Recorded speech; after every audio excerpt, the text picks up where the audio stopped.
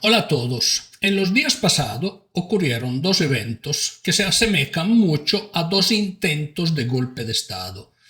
Pero los medios de información del mundo latinohablante, hispanohablante, habló muy poco de estos dos eventos. También la prensa anglosajona, por lo menos europea y estadounidense, no le dedicó mucho espacio.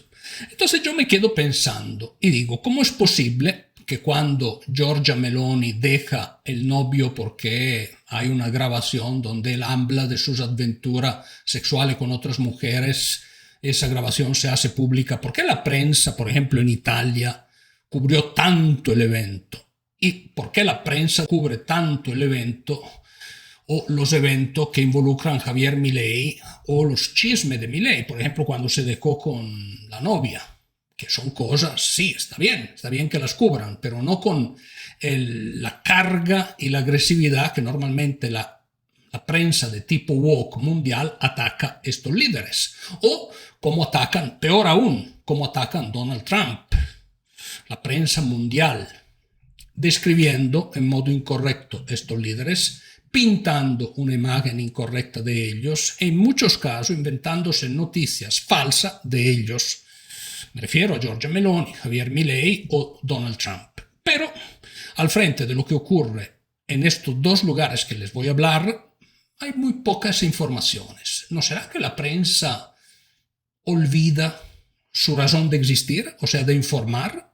¿O al contrario, será que la prensa algunas noticias no las quiere pasar o no las quiere dar en la forma correcta? No sé, tengo esa duda. Les voy a hablar de lo que ocurrió en Corea del Sur, donde el presidente Suk-yeol, espero haberlo pronunciado bien, en un primer momento declaró la ley marcial. O sea, entonces lo criticaron de intento de golpe de Estado. En un segundo momento trataron el impeachment, pero hasta el momento no han podido sacarlo del poder.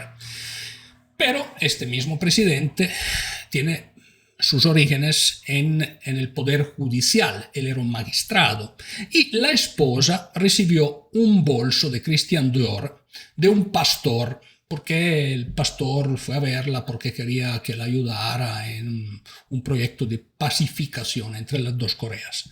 Eso fue un gran escándalo, pero fue un escándalo de $2,000, o sea, no fue gran cosa.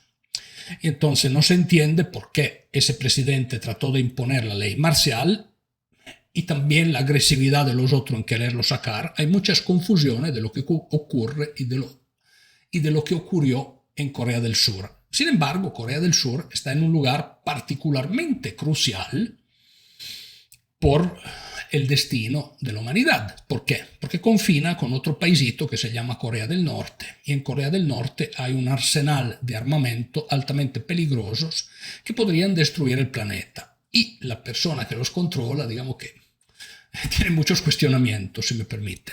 Dicho esto, la prensa, pienso yo, más que todo en el mundo hispanohablante o en el mundo de habla latina de origen, se olvidó de hablar de esto o habló muy superficialmente de esto. Pero sí describen en el máximo detalle o se inventan historia de los gobernantes que no les gustan.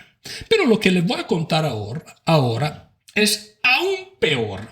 Me refiero a lo que ocurrió en Rumania. Rumania es un país europeo, era parte de la ex Unión Soviética. Hubo unas elecciones y estas elecciones, unas elecciones que se desarrollan en dos turnos. El que ganó es un señor que se llama Calin Georgescu. Inmediatamente la prensa europea lo critica de extrema derecha y ya allí empiezo a decir, pues será. Pero la Corte Suprema de Rumania anula las elecciones porque dijeron que habían influencia rusa. Pues entonces allí digo, eso me parece un poco extraño.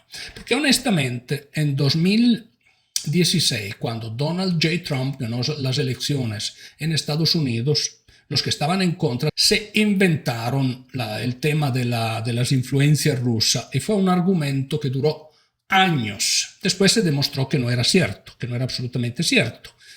Y de todo modo, este Calin Georgescu ganó las primarias, digamos la primera vuelta de elecciones, no son primarias, la primera vuelta de elecciones en forma bastante clara.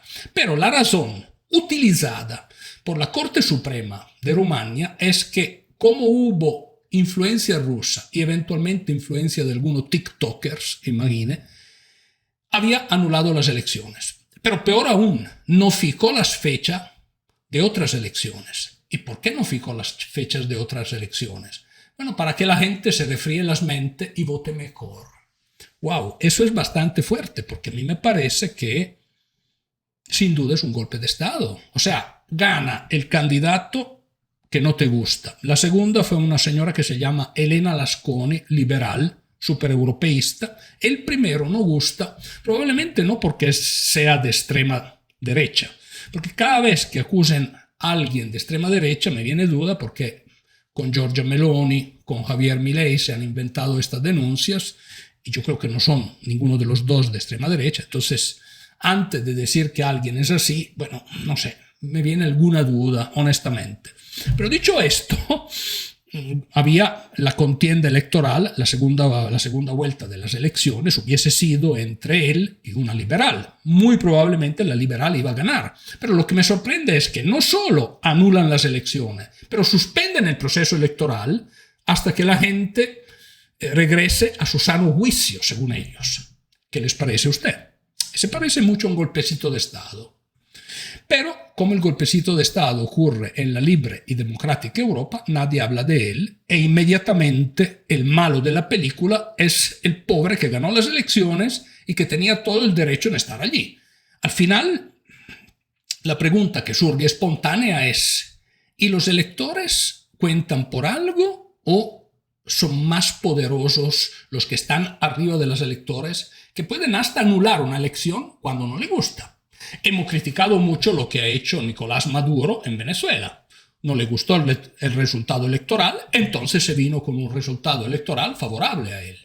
¿Y qué pasa en Rumania? Bueno, lo que pasa a mí no me gusta y me deja profunda duda, porque parte de las razones que he escuchado son las mismas razones de siempre con las cuales vienen atacados ciertos líderes que no gustan al mainstream de los periódicos o que no gustan a la idea común del momento en el lugar.